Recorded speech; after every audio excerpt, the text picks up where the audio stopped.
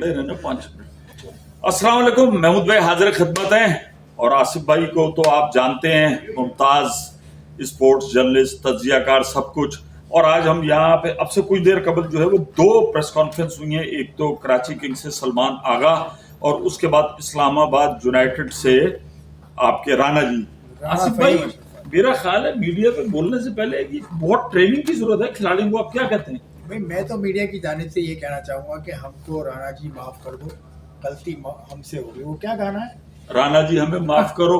बस मेरा ख्याल ये है कि ये बस बॉलीवुड से सारे इंस्पायर हैं। अब आप मुझे बताएं, सलमान आगा आए, जिस चीज पे खुद अमल पैरा हो कि वो नेशनल टीम का दरवाजा दस्तक दे के तोड़ के अंदर घुसे, आज उन्होंने कहा कि मैं समझता हूं ये, अगर आप पिछली वीडियोस देख रहे हैं ना, तो भाई पाकिस्तान पीएसएल जो है ना वो बहुत सारे खिलाड़ियों के लिए लाइफ लाइन है। अब बाबर, इफ्तिखार, ये तमाम वो खिलाड़ी हैं ना, अब ये चढ़ के बोल रहे हैं पूरी दुनिया में। मैंने पहले कहा था कि पूरी दुनिया के अंदर ये जीरो है, ये पीएसएल खेलेंगे, रन्स के ढेर लगाएंगे और जिस तरीके से खेलेंगे कि रोलर कोस्टर बना हुआ है, एक टीम 240 करती है, दूसरी 87 बट्टे नीचे आ जाती है। उसके बाद इस परफॉर्मेंस पे ये खड़े हो जाएंगे और वही हो रहा है कुछ लोगों के लिए। लेकिन आगा सलमान ने कहा कि मैं नहीं समझता कि पीएसएल के अंदर जो टॉप मोस्ट टैलेंट आता है उसको फॉरेन नेशनल टीम में ले जाना चाहिए, उसको डोमेस्टिक में ले जाना चाहिए। बड़ी देर बाद ये नुस्खा इनको समझ में आया है। यही बात अजहर अली ने भी की थी जो फिराज जलमी के साथ हैं। यही बात एक और क्रिकेटर भी कर चुके हैं, मुझे नाम याद नहीं आ रहा। वो पीएसएल को वो सीढ़ी नहीं बनाना चाहते। हम तनकीद सबसे ज़्यादा यही होती है कि सिलेक्टर पीएसएल से लड़कों को पिक करते हैं, हालांकि ऐसा नहीं है। ये मिथ है कि पीएसएल से सिलेक्शन होती है, नहीं होती। ये चक्कर, ये आसिफ ने बिल्कुल सही बात की। मतलब ये कि आसिफ भाई हो गए और हम जैसे कुछ सरफिर हो गए जो डोमेस्टिक में, इस साल तो मैंने भी खैर कम गया हूं, मतलब डोमेस्टिक में जाते नहीं है। हमारे चाहे जर्नलिज्म हो, स्पोर्ट जर्नलिज्म हो, कोई भी हो, हमें लड़का नजर ही आता है पीएसएल में। हम उसकी जो जर्नी जो अंडर 14 से अंडर 13 से, भाई ये कहीं हैदराबाद, सरगोदा, पिशावर, मर्दान में ऐलान नहीं होता चलो चलो पीएसएल पीएसएल पीएसएल बस बोलो यहाँ पहुंच जाओ। इससे पीछे इनकी एक जर्नी होती जो हमें बहुत सारे लोगों को नजर नहीं आती। और दूसरी बात यह है कि क्रिकेट खेलना हर इंसान का हक है, लेकिन अच्छी बड़ी क्रिकेट खेलना हर खिलाड़ी का हक नहीं है। बहुत सारे लोग होते हैं जो हमने देखा इंटरनेशनल क्रिकेट में आए और चले गए। और दूसरी बात, राणा साहब प्रेस कॉन्फ्रेंस करने आए, इस्लामाबाद यूनाइटेड ये गोके जीत गई बड़े अच्छे तरीके से। और राणा साहब से हमने यही सवाल किया कि, और हर आदमी कर रहा है कि पाकिस्तान के अंदर जो पाकिस्तान की टीम खेलती है 5वें 6ठे नंबर पर जाकर जहां प्रेशर होता है वहां सबको अजहर महमूद और अब्दुल रजाक याद आता है। और पाकिस्तान में अगर हम बात करें तो राणा साहब उसी तरीके से मैच फिनिशर भी नजर आ रहे हैं। जब हमने उनसे कहा आप उनसे परफॉर्मेंस में, लेकिन वो शायद शख्सियत का मुकाबला समझे, उन्होंने कहा 10 साल बाद। कैसे देखते हैं आप इनकी इस बात को? उन्होंने कहा कि मैं ना उनसे दूर हूँ ना मैं उनसे करीब हूँ। सवाल आप ही ने सवाल किया था अजहर महमूद और रजाक के हवाले से, लेकिन वो राणा साहब कुछ उखड़े उखड़े नजर आए। उन्होंने कहा कि साबिक खिलाड़ियों को भी सोचना चाहिए और हमें भी सोचना चाहिए, हमें सबको सोचना चाहिए। ये काम नहीं है आपका, ये काम आपको 10 बरस के बाद आप कीजिएगा। अच्छा, फिर उन्होंने एक बड़ी बात की कि नफरतें खत्म करनी चाहिए। इसका मतलब कहीं नफरतें पनप रही हैं या क्या है? कहीं ना कहीं हो रहा है। कुछ साबिक खिलाड़ियों की जो तनकीद है इन पर, वो इसको ये बहुत ज़्यादा सीरियस ले रहे हैं। ये होता है, ये पहले भी होता आया था भाई। जब हफीज़ खेलते थे, शाहिद अफरीदी खेलते थे, शायद और शोएब अख्तर खेलते थे, आपको याद होगा शाहिद अफरीदी आए थे और उन्होंने आके कहा था कि हैकल और जैकल बैठ जाते हैं टीम पर।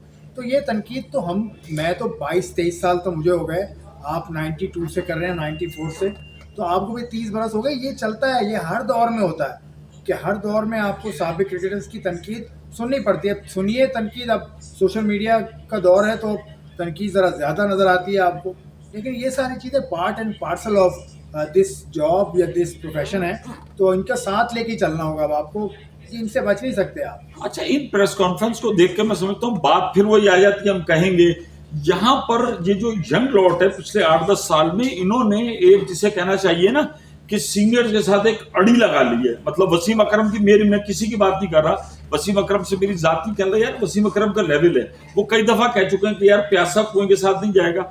हमारे मुल्क में वो बॉन्डिंग, वो रिलेशन नहीं हो रहे जो कि आप हम इंडिया में देखते हैं कि उनको क्या नाम है जो कैंसर सर्वाइवर है यार, निकल जाता है। हाँ, युवराज सिंह, संजू सैमसन को फोन कर रहा है अभिषेक। अब मैंने सूर्यवंशी को देखा यार, वो कमेंटेटर आर्शा बोले झुककर धोनी यार। हम ये आजकल के क्रिकेटर्स में एक चीज बड़ी नजर आती है। क्या आप समझते हैं कि हमारे जो नए क्रिकेटर्स हैं कॉलर बड़े ठीक ठाक खड़े हैं? ये बहुत ज्यादा लाइमलाइट में आ गए ना, अब आज मैच जब ख़त्म हुआ तो एक चीज़ मैंने देखी कि हसन अली फ़ौरन आ गए मैदान के बीच में और दोबारा बॉलिंग प्रैक्टिस उन्होंने शुरू कर दी। कल कराची किंग्स का मैच भी नहीं है शायद, लेकिन हसन अली की कमिटमेंट तो है ना, तो ये अच्छी चीज़ है। यही भी रोटी गैंग का हिस्सा है मेरे ख्याल है, ये हसन अली भी उनकी गैंग का अच्छा, ये बड़ी तारीखी चीजें भूल जाते हैं। अब कभी कभार मैं आपको पुराने किस्से सुना देता हूँ। हम और आसिफ दोनों ऐसे हैं कि जो ये जो 11वां सीजन है, 11 के 11 हमने उसको आई विटनेस किया, और शुरू में जो 2-3 सीजन पिंडी में, वो दुबई में हुए, हमने वो भी विटनेस किया। एक छोटा सा वाकया बता देता हूँ। हसन अली पाकिस्तान का बहुत बड़ा नाम है, PSL के अंदर वो इमर्जिंग थे, सब कुछ थे, और जब वो प्रेस कॉन्फ्रेंस करने आए, अब ये जो फ्रेंचाइज होती है उसका वो होता है कि ये कुछ भी करे, तो किसी ने उनको जब उनको लाया गया तो फ्रेंचाइज के जो मीडिया थे बड़े नाज़िबा अल्फाज में उनसे कहा, और मुझे वो वक्त याद है कि जब हसन अली की आंखें जो है वो भर आ गई। कभी नहीं करना चाहिए, हमने उस वक्त भी उसको कंडेम किया था कि नहीं करना चाहिए, लेकिन क्या था, फिर महमूद भाई थे, महमूद भाई ने पहला सवाल कर लिया, वो एक अलग दास्तान है। तो ये जो सफर एक तवील होता है, खिलाड़ियों को जहां खेल के साथ ग्रूम करना होता है, मैं समझता हूं कि अपनी पर्सनैलिटी को भी साथ साथ ग्रूम करना चाहिए। बिल्कुल करना चाहिए, और ये प्रेस कॉन्फ्रेंस का जो सिलसिला है ये उसी सिलसिले की एक कड़ी है।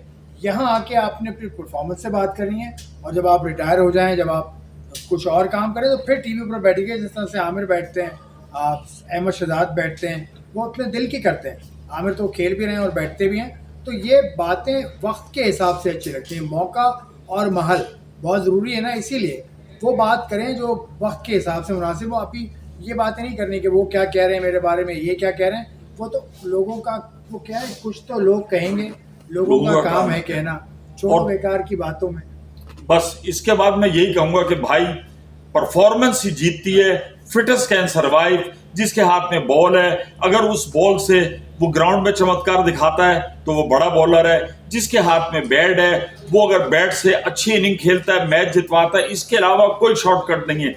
जब आदमी का परफॉर्मेंस, आदमी का खेल और ये चीजें खत्म हो जाती हैं, फिर उसको फिलअप करने के लिए आप उल्टी सीधी बातें करते हो, सोशल मीडिया हाइप क्रिएट करते हो, फिर आपके फैन आ जाते हैं। असल चीज जो है पूरी दुनिया में परफॉर्मेंस जीतती है, और परफॉर्मेंस दिखाने वाला कभी भी नाकाम नहीं होता। क्यों आसिफ भाई? बिल्कुल बिल्कुल सही बात है। जो जिस वक्त का काम जो है वो करें, बाकी अल्लाह पे शुक्र है। शुक्रिया। इसी के साथ आज का शो यहीं इख्तिताम पजीर करते हैं। भाई 2 मिनट में खत्म करके